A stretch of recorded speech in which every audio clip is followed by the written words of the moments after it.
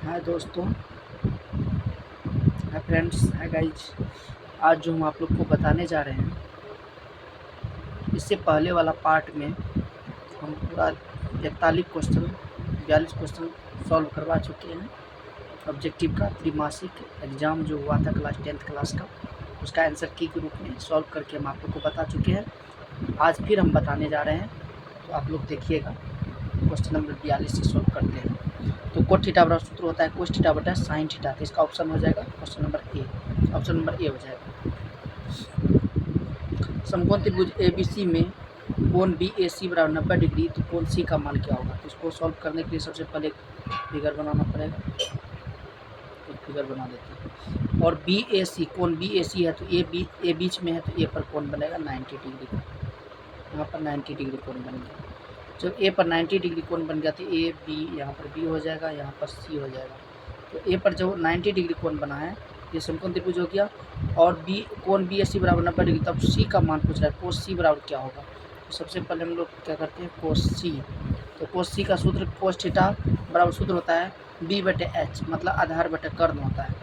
तो यहाँ पर कोस सी बोला गया, तो सी पर कोण बन रहा है, तो सी के जस्ट सामने वाला जो भुजा होता है वो लंब कहलाता है। तो ये पी हो जाएगा। जब बी ए हो जाएगा तो आधार कौन होगा, AC, और बी क्या हो जाएगा, लंब। AC हो जाएगा आधार, कर्ण तो वही रहेगा BC। लंब और आधार कोण के हिसाब से चेंज होता है, कोण के हिसाब से, लेकिन कर्ण ज्यों का त्यों रहता है। तो कोण C है, तो कोस C, तो आधार बटा कर्ण लेना है, तो आधार इस तो लंब हो गया, C के जस्ट सामने वाला भुजा लंब हुआ, तो आधार इसका हो गया AC। आधार हो गया AC, कर्ण हो गया आपका BC, AC/BC। अब फिर देखते हैं कि चारों ऑप्शन में से कौन सही होगा। तो अब कोस सी बराबर AC/BC, तो AC/BC और किसका आने वाला है, हम एक बार चेक करते हैं साइन सी का। तो साइन सी जो चेक करते हैं, तो साइन सी बराबर, तो सी पर जस्ट कोण बनाते क्या हो जाएगा, लंब। तो इसका हो जाएगा लंब बटा कर्ण होता है, तो ये होगा नहीं, ये गलत हो जाएगा। साइन बी लिख करके देखते हैं, साइन बी। तो बी पर कोण बना, बी के जस्ट सामने वाला भुजा क्या हो जाएगा, लंब। तो इसका लंब बटा कर्ण होता है, तो AC बटा हो जाएगा कर्ण BC। तो AC/BC, तो कोस सी बराबर AC/BC आया, और साइन बी बराबर भी AC/BC आया। इसका मतलब ये हुआ कोस सी जो है किसके बराबर हो जाएगा, साइन बी के बराबर हो जाएगा। इसका मतलब ऑप्शन नंबर क्या हो जाएगा, बी। चलिए ठीक है, अब नेक्स्ट क्वेश्चन चलते हैं।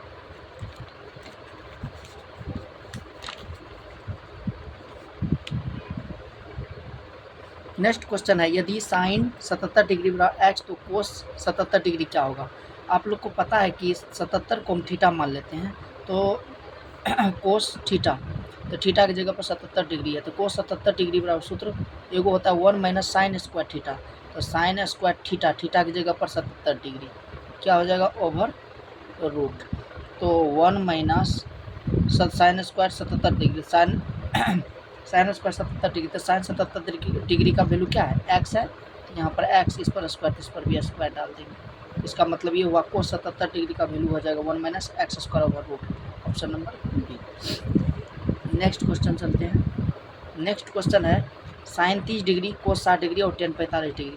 साइन 30 का मान होता है 1/2, कोस 60 का मान होता है 1/2, टेन 45 का मान होता है 1। तो ये हो जाएगा 2 गुना 1/2 प्लस 1। इस तरह सॉल्व कर सकते थे, 1 + 1 इक्वल टू क्या हो जाएगा, 2, ऑप्शन नंबर सी हो जाएगा। ठीक है, अब नेक्स्ट क्वेश्चन चलते हैं। नेक्स्ट क्वेश्चन है, सेक पावर 3 60 डिग्री इतना इतना है। तो इसको सॉल्व करने का तरीका, सेक क्यूब 60 डिग्री, तो सेक 60 डिग्री का मान क्या होता है, साइन का उल्टा सेक होता है। तो साइन 60 का वैल्यू होता है आपको √3/2, तो इसका हो जाएगा 2/√3। सेक 30 डिग्री का, तो कोस का उल्टा क्या, सॉरी, कोस का उल्टा होता है सेक। तो कोस का उल्टा जब सेक होता है, तो कोस 60 डिग्री का मान होता है 1/2, इसका हो जाएगा 2, कर लिए 2, तो 2 का क्यूब हो जाएगा गुना। साइन 45 1/√2, इस पर स्क्वायर, इस पर भी स्क्वायर, फिर माइनस टेन 45 का मान होता है 1, तो 1 का स्क्वायर गुना कोसेक 60 डिग्री, इसका हो जाएगा 2, 2 का स्क्वायर। अब इसको सॉल्व करते हैं, तो यह हो जाएगा 8 गुना √2 को 2 बार गुना करेंगे तो खाली क्या हो जाएगा, ओनली 2 हो जाएगा, माइनस 1, 2 दूना 4, तो 2 चौके 8, यहाँ बचा 4 माइनस 4 इक्वल टू क्या हो जाएगा, 0। इसका ऑप्शन नंबर ए सही होगा। इस तरह से नेक्स्ट क्वेश्चन चलते हैं। नेक्स्ट क्वेश्चन क्या है, अब यहाँ पर कहता है 44 47 में, यदि त्रिभुज ABC समरूप त्रिभुज DEF, तो AC/DF क्या होगा। त्रिभुज ABC समरूप है त्रिभुज DEF का। जैसे एक त्रिभुज है, बोल रहा है ABC, त्रिभुज समरूप किसका है? DEF का, DE और F का, ये समरूप है दोनों। तो इसका मतलब ये इसमें से कौन है? जैसे कह रहा है कि AC बटा DF, तो इसका देखो AC, पहले बोला कि यहाँ पर AC, अब बटा में क्या है DF, इधर का भाग भुजा लिया AC, तो इधर का भी भुजा लिया DF, इसका वैल्यू तब इसमें कौन होगा? तो AC बटा DF। तो यहाँ पर देखिए BC बटा D, BC बटा D, तो ये तो गलत है, DBC। फिर यहाँ पर देखो BC बटा EF लिया, BC बटा EF, यही सही हो जाएगा, BC बटा EF, ये सही हो जाएगा। AB बटा EF, इधर का भुजा AB है, इधर EF हो रहा है, ये भुजा ये गलत है। EF बटा BC उल्टा ले लिया, इसके हिसाब से आपको होना चाहिए BC बटा EF, ना कि EF बटा BC। ऑप्शन नंबर बी सही है। अब नेक्स्ट क्वेश्चन चलते हैं। किस प्रकार के दो त्रिभुज सर्वदा समरूप होते? तो वह है कौन त्रिभुज? समकोण त्रिभुज। तो सर्वदा मतलब होता है हमेशा समरूप होते, तो ये गलत है। ये समबाहु त्रिभुज भी ये गलत है, समद्विबाहु त्रिभुज भी गलत है। ये समबाहु त्रिभुज समरूप होता है हमेशा। क्यों?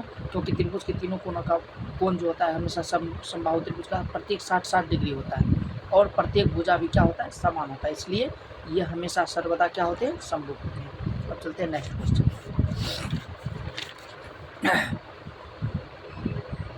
अब नेक्स्ट क्वेश्चन में है 49 नंबर क्वेश्चन में कह रहा है कि यदि x अक्ष तथा y अक्ष के कटान बिंदु को क्या कहा जाता है? तो x अक्ष तथा y अक्ष, जैसे ये x अक्ष है, ये x अक्ष y है, x डैश x, ये y डैश y, इसका जो कटान बिंदु ये वाला बिंदु है, इसको हम लोग कहते हैं मूल बिंदु।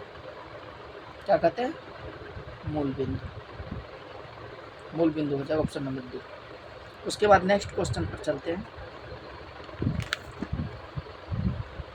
नेक्स्ट क्वेश्चन में है कि बिंदु इतना इतना की मूल बिंदु से दूरी क्या होगा? तो मूल बिंदु से जब भी दूरी, जैसे मान लेते सपोज डेट कि ए एगो बी है, ए का निर्देशांक आपको दिया है -4, -3, और बी का निर्देशांक मूल बिंदु है, मान लेते बी का 0,0, और ये दोनों के बीच की दूरी पूछ रहा है। इसका सूत्र होता है दूरी बराबर AB बराबर, सूत्र हो जाएगा x2 माइनस x1 का whole square plus y2 minus y1 का whole square over root.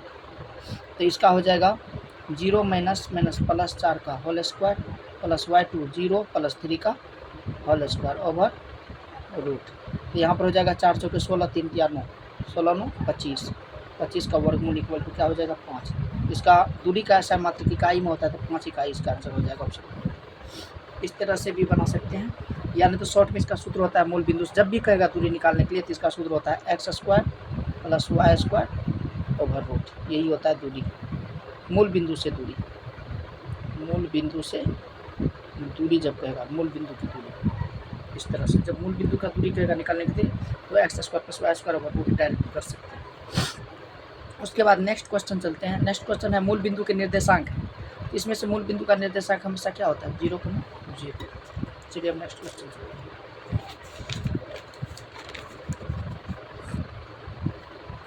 Next question में 52 नंबर का था बिंदु -5,8 का भुज है। तो आप लोग को पता होना चाहिए x अक्ष को क्या कहते हैं? भुज। x अक्ष को भुज, और y अक्ष को क्या कहते हैं? कोटि। y अक्ष को कोटि कहते हैं। इसमें पूछ रहा है किसका? -5,8 का भुज। इसको हम x, y के रूप में लिखा जाता है। तो बताइए भुज का बात कर रहा है, तो x के सामने क्या है? -5 है, तो x के जगह पर -5 है, इसका मतलब भुज कितना है? -5 है। इसका ऑप्शन नंबर हो जाएगा बी। अब नेक्स्ट क्वेश्चन पे चलते हैं। -7 को -12 की x अक्ष से दूरी, -7 और -12 की x अक्ष से दूरी पूछ रहा है। तो x अक्ष से दूरी जब भी होगा तो वो कितना होगा? x अक्ष से, तो x अक्ष पर जब भी रहता है तो आप लोग को पता होना चाहिए x अक्ष की दूरी जब भी कहेगा तो x अक्ष पर क्या होता है? x का x से रहेगा, y क्या हो जाएगा? 0। अब इससे दूरी निकालना है आपको, इससे दूरी निकालना है। तो x के जगह पर -7 इकाई, ऑप्शन नंबर क्या हो जाएगा? -7 इकाई। इस तरीक़ा से। अब चलते हैं नेक्स्ट क्वेश्चन पर। तो नेक्स्ट क्वेश्चन में है 54 नंबर में, बिंदु 7,13 तथा इतना के बीच की दूरी क्या है। तो मान लेते हैं इसको ए का निर्देशांक, इसको मान लेते हैं बी का निर्देशांक है, और ये दोनों के बीच की क्या निकालना है हमको, दूरी, ए और बी के बीच की दूरी। तो ए बी बराबर दूरी जब निकालना है तो इसका सूत्र होता है x2 - x1। तो यहाँ पर 10 - 7 का होल स्क्वायर प्लस 9 - 13 का होल स्क्वायर ओवर रूट। यहाँ पर 10 में 7 जाएगा 3, 3 या 9, 9 में से 4 13 गया 4, 4 चौके 16, तो 16 9 कितना हो जाएगा 25, 25 का वर्गमूल कितना होता है 5। तो इसका आंसर हो जाएगा 5 इकाई, क्योंकि दूरी का ऐसा मतलब क्या होता है, इकाई होता है। तो 5 इकाई, ऑप्शन नंबर बी हो जाएगा। अब नेक्स्ट क्वेश्चन चलते हैं। कहता है y अक्ष पर स्थित किसी बिंदु का निरूपण, y अक्ष स्थित पर, y अक्ष पर जब भी y अक्ष पर कहेगा तो x क्या हो जाएगा 0, y का y ये रहेगा, तो 0, y, ऑप्शन नंबर ए हो जाएगा। ठीक है, इस तरह से आप लोग को देखना। अब नेक्स्ट क्वेश्चन चलते हैं। नेक्स्ट क्वेश्चन क्या है 56 नंबर में, कहता है बिंदु 4,7 तथा 6,5 को मिलाने वाली रेखाखंड के मध्य बिंदु का निर्देशांक। मध्य बिंदु का मतलब होता है बीच वाला बिंदु, मध्य। जैसे मान लेते हैं कि ए, यहाँ पर बी है, बीच में मान लेते हैं कोई बिंदु बी है, बी का निर्देशांक पता नहीं, इसको x, y मान लेते हैं। ए का निर्देशांक पता है 4,7, बी का निर्देशांक भी पता है 6,5, इसलिए हमको मध्य बिंदु का निर्देशांक निकालना है पी का। तो इसका सूत्र होता है x1 + x2 बटा 2, y1 + y2 बटा 2 होता है। अब इस पर बैठा देना है, x1 कितना है 4 है, x2 कितना है 6 है बटा 2 है, y1 7 है, y2 कितना है 5 है बटा 2 हो जाएगा। अब यहाँ पर 6 4 10 बटा 2 हो जाएगा, 7 5 12 बटा 2 हो जाएगा। इसको काटेंगे तो हो जाएगा 2 5 6 10, 2 6 12, इसका हो जाएगा 5,6। इसका कितना हो जाएगा 5, इसको काट करके आ जाएगा 5,6। इसमें चारों ऑप्शन में से देखना 5,6 कहाँ आ रहा है, तो ऑप्शन नंबर सी में आ रहा है। इसका मतलब 55 का सॉल्व कितना करके कितना आ गया, C number, option number C 5,6। अब नेक्स्ट क्वेश्चन पर चलते हैं। नेक्स्ट क्वेश्चन 57 नंबर में क्या कहता है, किसी त्रिभुज की माध्यिकाएं एक दूसरे को किस अनुपात में विभक्त करती है। तो हमेशा याद रखिएगा 2:1 के रेशियो में विभक्त करती है। ठीक है, अब नेक्स्ट क्वेश्चन पर चलते हैं। नेक्स्ट क्वेश्चन क्या है कि किसी त्रिभुज के लंब समद्विभाजकों के काटान बिंदु को क्या कहा जाता है, उसको परिकेंद्र वाला बोला जाता है। किसी त्रिभुज के लंब समद्विभाजक का जो काटान बिंदु, उसका जो काटते हैं, जैसे कोई लंब है, इसका समद्विभाजक जो काट दिया बीचम बीच, ये जो होता है काट दिया, इसको हम लोग परिकेंद्र बोलते हैं। क्या बोलते हैं, परिकेंद्र। क्या हो जाएगा, परिकेंद्र। ठीक है, अब नेक्स्ट क्वेश्चन चलते हैं।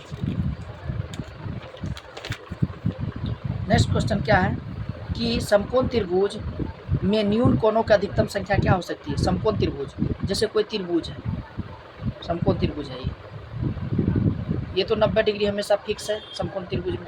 अब 2 न्यून कोण, तो इसमें जो बच गया 2 कोण बच गया, ये तो समकोण है, 2 बच गया, क्या बनेगा, न्यून कोण। न्यून कोण उसमें बोला जाता है जो 90 डिग्री से छोटा हो। तो यह जब भी 2 कोण बनेगा ना तो 50 बनेगा, तो कोई क्या कहते हैं 40 बन जाएगा, कोई 45 बनेगा, तो फिर कोई 45 बन सकता है। हमेशा 2 को न्यून कोण बनेगा। उसके बाद नेक्स्ट क्वेश्चन चलेंगे अगला क्वेश्चन पर।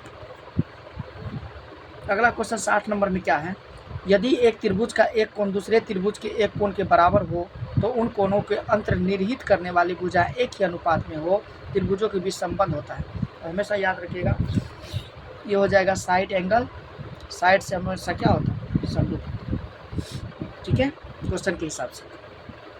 उसके बाद नेक्स्ट क्वेश्चन है कि किसी वृत्त की त्रिज्या, कोई वृत्त है, मान लेते हैं ये वृत्त, किसी वृत्त की त्रिज्या तथा जीवा की लंबाई इतना इतना दिया है। तो मान लेते हैं कोई वृत्त है, इसकी जीवा जो है ये जीवा है, जीवा की लंबाई आपको 40 दिया हुआ, यहाँ से यहाँ तक की 40 दिया है सेंटीमीटर, और कहता है लंबाई जो है त्रिज्या दिया हुआ 29। तो मान लेते हैं केंद्र से यहाँ तक की त्रिज्या कितना है 29 है। और कहता है तो वृत्त के केंद्र से जीवा की लंबाई, यहाँ से लेकर के यहाँ तक जीवा की लंबाई पूछ रहा है कितना होगा, वृत्त के केंद्र से जीवा की लंबाई। तो लंबाई निकालना है, तो बताइए 40 है, इसको 2 भाग में ये विभक्त कर दिया, बांट दिया, तो क्या हो जाएगा 20-20 हो जाएगा, इधर 20 इधर भी 20 हो जाएगा, द्विभाजित 2 भाग में विभाजित कर दिया तो 20-20 हो जाएगा। तो ये हो जाएगा लंब, यहाँ पर जो कोण बना ये लंब हुआ, तो लंब के जस्ट सामने वाला क्या होता है? कर्ण। ये हमेशा कर्ण कहलाएगा। लंब के जस्ट सामने वाला जो जहाँ पर 90 डिग्री कोण बनता है उसके जस्ट सामने वाला जो भुजा होता है वो कर्ण होता है। ये लंब हो गया, ये आधार हो जाएगा। तो आपको दूरी मांग रहा है कहाँ से? केंद्र से। तो मान लेते हैं अब यहाँ 20 है, यहाँ पर 29 है, ये निकालना है ये दूरी। तो ये जो है लंब है, ये कर्ण है, ये आधार है, तो पाइथागोरस प्रमेय को बैठा देंगे। मान लेते इसकी ओ है, ये ए है, यहाँ बी, तो लिखेंगे ओ बी, दूरी बराबर हो जाएगा 29 का स्क्वायर मतलब कर्ण स्क्वायर माइनस आधार स्क्वायर। आधार कितना है? 20 का स्क्वायर ओवर रूट। अब क्या करना है? इसको सूत्र पर भी बैठा सकते हैं, ए प्लस बी इंटू ए माइनस बी, आसान होगा। 29 ए प्लस बी इंटू ए माइनस बी ओवर रूट। अब क्या करना है? इस पर बैठा देंगे। अब यहाँ पर आगे नेक्स्ट क्या करना है? तो 29 20 कितना हो जाएगा? 9 2 2 4 49 हो जाएगा, बीच में मल्टीप्लाई का चिन्ह है, और 9 29 में से 20 जाएगा तो क्या बचेगा? 9 ओवर रूट। तो 9 9 81, हासिल बचा 8, 9 चौके 36, 36 8 44, 441, 21 गुना 21 441 होता। आपका आंसर हो जाएगा 21 सेंटीमीटर। कोई दिक्कत तो नहीं होना चाहिए इस क्वेश्चन में। चलिए अब नेक्स्ट क्वेश्चन चलते हैं।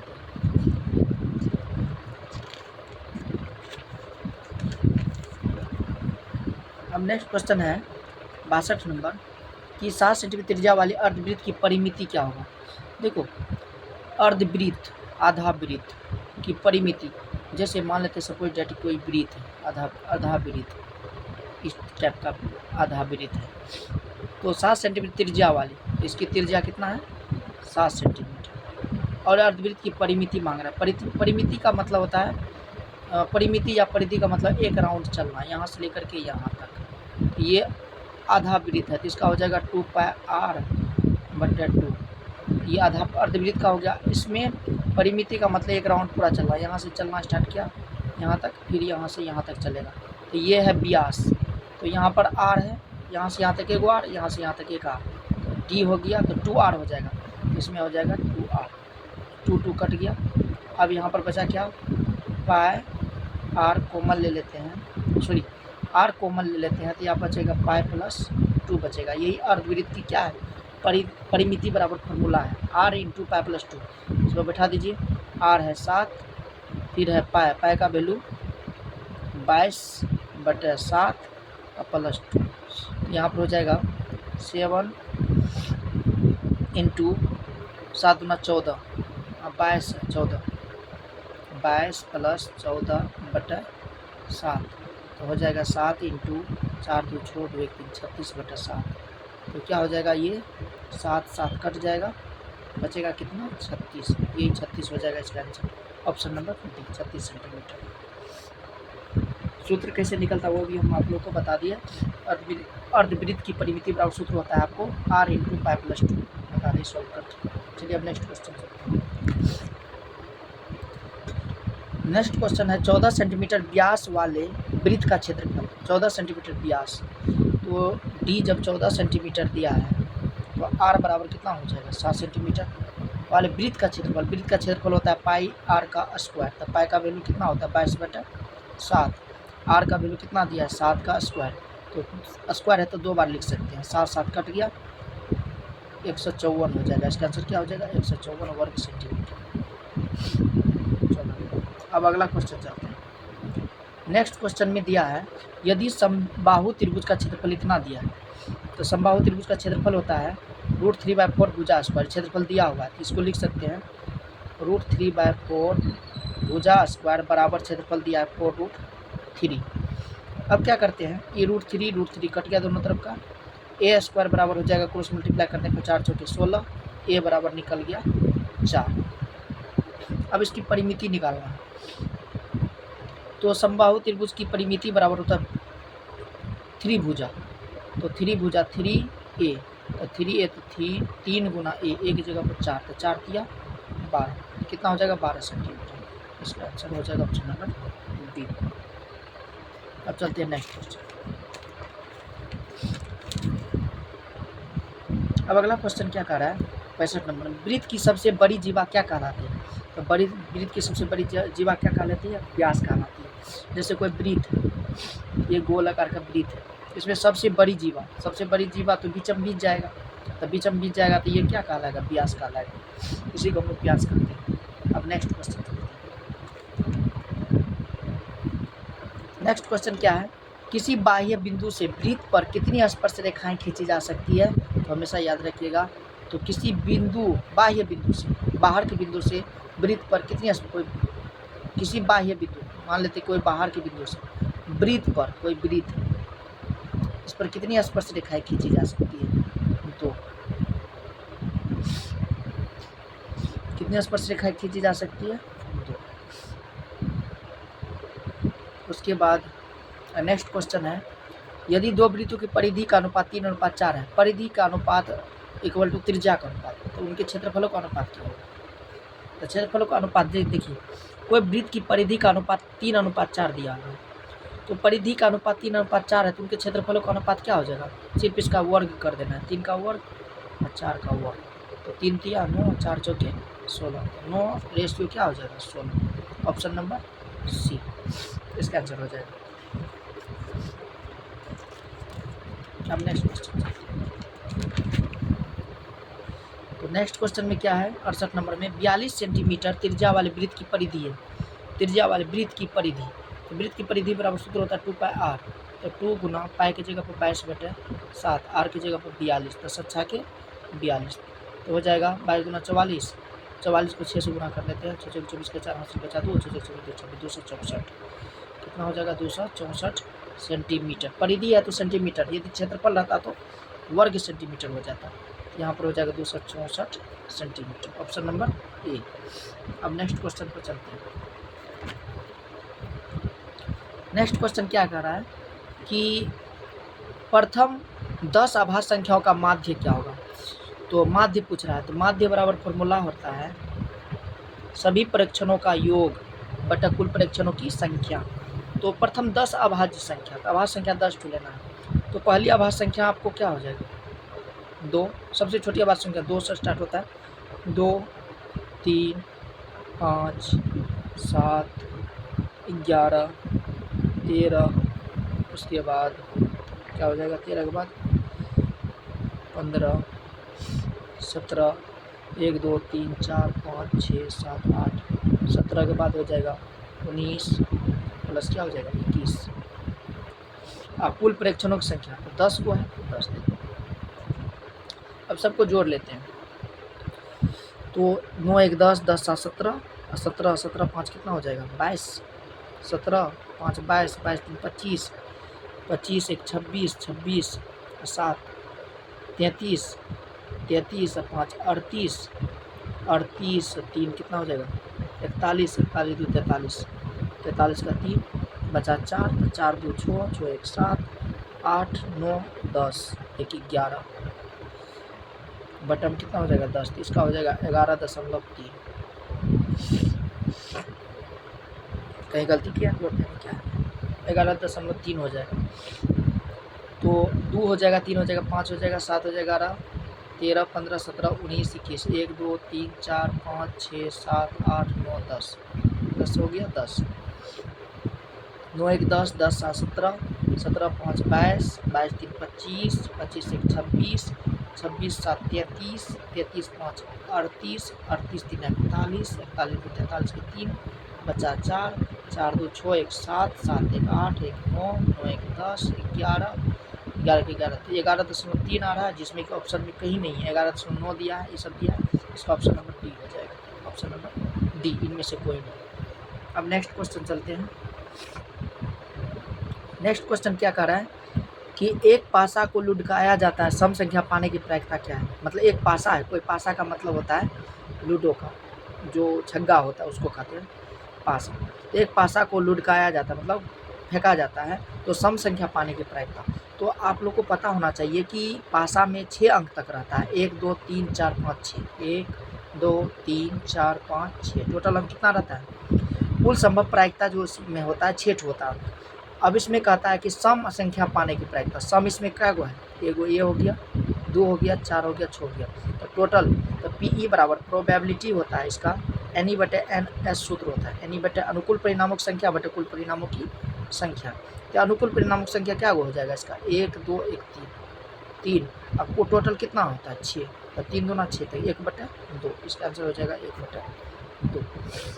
तो एक पासा को लुढ़काया जाता तो सम संख्या पाने की प्रायिकता हो जाएगा 1/2।